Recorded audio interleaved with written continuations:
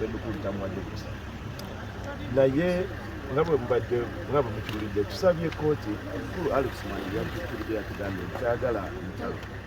kyagala kulwana na Bebe Cool omuntu gwatwalanga mukwano gwe era muganda we munywani we nfaafe tayagala kulwana na Bebe Cool. Alex yatusabye tutegeeze kooti nti emuwa omukisa okuteeseganya ne Bebe Cool ng'ensonga zino tezinnagenda maaso batuule bagezeeko okulikonsayiringa kuba ba mukwano bagende maaso nga batambuza business entertainment industry.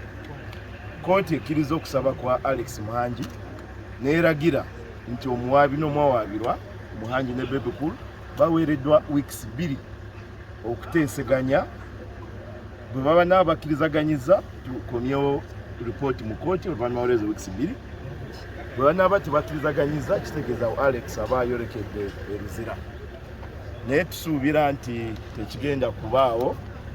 Tusuubira nti Bebe Cool n'ajja kwekuba mu mutima alabe nti okusaasanya ennyimba ze Alex kyeyakola kiyambayo okupromotinga music wa Bebe Cool so ate tegwalibadde musango.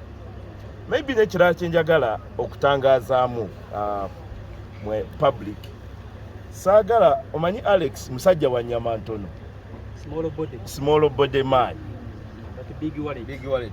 Bw'omulaba oyinza okulowooza nti kino kyakoze okusaba kooti okuteeseganya ne Bebe Cool obunafu saagala mu buyite bunafu naye kwagala mirembe kunoonya mirembe n'olwekyo tusuubira nti Bebe Cool tagenda ku misunderstandinga okusaba kwa Alex okutuula naye nti era bw'anaaba alemezaamu omuliro n'asalwa ensonga zino azitwale maaso tuli beetegefu okumwaŋŋanga ng'amateeka bwe galagira ate nga tomanya gye biggweera oyinza okusanga Bebe Cool yali mu kattu n'olwekyo ensonga za kooti tezeetaaga nnyo kuzeemaliramu nnyo.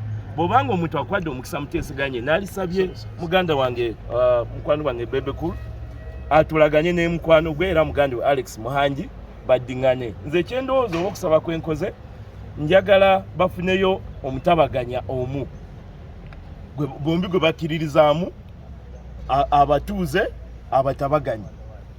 Maybe sijja kwogera mannya naye nze ndowooza kati nga minisita Balamu Balugahala aludde nakinku mu nsonga zino ez'ebivulu ne entertainment nze ndowooza singa Bebe Cool ne Alex Mwangi bawa Balamu omukisa obatabaganya nze asobola okukikola n'abatabaganya oba pulezidenti w'abayimbi omwami Eddie Kenzo oba omuntu yenna gwe banaabasazeewo naye nga nze naalebwadde amannya ago abiri balondeko omuntu omu batule naye abatabaganya.